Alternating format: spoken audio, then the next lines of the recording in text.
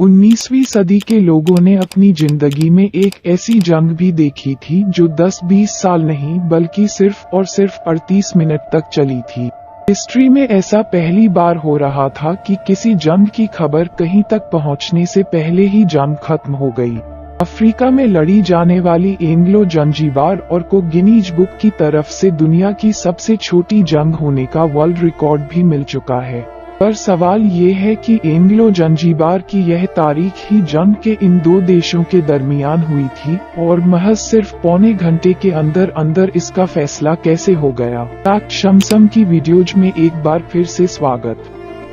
नाजीरिम, ये तारीख ही जंग इस आइलैंड पर हुई थी जो कि इंडियन ओशन में जंजीबार के नाम से एक आइलैंड कंट्री हुआ करती थी। ईस्ट अफ्रीका के कोश से सिर्फ 40 किलोमीटर दूर जंजीबार सल्तनत ऑफ ओमान के कंट्रोल में हुआ करता था। यहाँ तक सब कुछ ठीक ठाक चल रहा था, लेकिन फिर एंट्री हुई एक ऐसी पावर की जिसने पॉलिटिक्स के जरिए जंजीबार और ईस्ट अफ्रीका पर अपना राज चलाने की कोशिश की। जी हाँ, हम बात कर रहे हैं ब्रिटिश रूल की। ईस्ट अफ्रीका समेत जंजीबार आइलैंड पर ब्रिटिश एम्पायर की बहुत पहले से नजर थी। उनको यहाँ के स्ट्रेटेजिक रूपेक्षण का फायदा उठाकर यहाँ के कीमती रिसोर्सेज को कैसे भी करके अपने कंट्रोल में लेकर आना था। ब्रिटिशर्स खुद को काफी ज्यादा एडवांस समझते थे, खासतौर पर ईस्टर्न कंट्रीज के मुकाबले में, यानी इंडिया, अफ्रीका और कई अरब कंट्रीज। लेकिन क्योंकि जंजीबार आयरलैंड ओमान के कंट्रोल में था और ब्रिटिशर्स का ये ख्वाब तब तक पूरा न हो पाता जब तक इसको ओमानी एम्पायर के कंट्रोल से बाहर न निकाला जाए।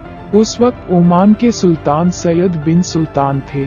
यह एक बहुत ही निडर, अपने असूलों पर किसी तरह का भी समझौता नहीं करते थे। यही वजह थी कि अक्सर ये लॉयन ऑफ ओमान के लक़ब से भी जाने जाते थे। अब जाहिर है, इनके रहते हुए ब्रिटिश एम्पायर का ओमान के किसी भी हिस्से पर कब्जा करना मुमकिन नहीं था।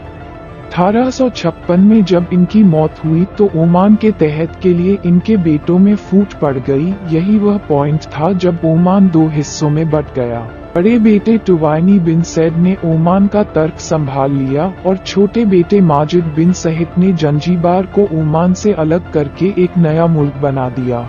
जंजीबार जो पिछली कई सदियों से ओमान का हिस्सा रहा था, माजिद बिन सहित के इस फैसले से कई अरब सुल्तानों ने जंजीबार को नया मुल्क एक्सेप्ट करने से इनकार कर दिया। लेकिन ब्रिटिश एम्पायर के पास इससे अच्छा मौका नहीं था। उन्होंने फौरन माजिद बिन सहित के सर पर अपना हाथ रखा और जंजीबार को नया मुल्क तस्लीम कर लिया। इसे भी करके ब्रिटिश एम्पायर अब जहां की पॉलिटिक्स में एंटर हो चुकी थी। जंजीबार की मेन सोर्स ऑफ इनकम यहाँ मौजूद दुनिया की आखिरी स्लेव मार्केट थी, यानी वो मार्केट जहाँ गुलामों की ट्रेडिंग होती थी। गुलामों को अफ्रीका के मेनलैंड से जंजीबार आयरलैंड तक रस्सियों से बांध कर लाया जाता था। शेप में अक्सर गुलाम अपनी रस्सियां खोलकर इंडियन ओशन में कूद जाते थे।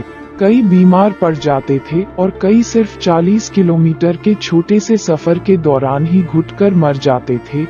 उनकी लाशों को बेदर्दी से समुद्र में फेंक दिया जाता था। जंजीबार में मौजूद गुलामों की मार्केट में इनको बेचा जाता था, जहां छोटे छोटे सेल्स में कई सौ गुलामों को थोड़ी सी हवा और बिना खाने पीने के बंद रखा जाता था। गुलामों की बोलियां ऐसे लगती थी कि पहले उनको लाइन से खड़ा करके दरख्तों के साथ बांध दिया जाता था और फिर हर किसी को जोर जोर से कोड़े मारे जाते थे, जिसमें बर्दाश्त ज्यादा होती थी और वो कोड़े खाने के बाद भी रोता चिल्लाता नहीं था। उसके दाम ज्यादा लगते थे।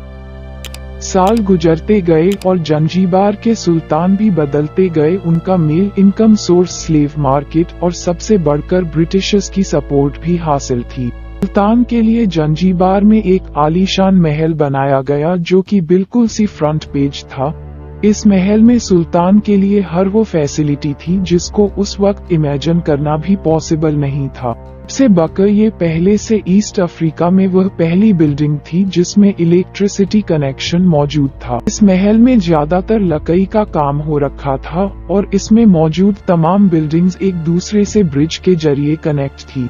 इस पॉइंट पर ब्रिटिशर्स का जंजीबार की स्लेव मार्केट को लेकर दुनिया में काफी बुरा इम्प्रेशन जा रहा था, क्योंकि वही को थे तो जंजीबार के सुल्तान को सपोर्ट करते थे। लिहाजा उन्होंने जंजीबार के सुल्तान पर प्रेशर डाला कि वो स्लेव मार्केट को बंद कर दें।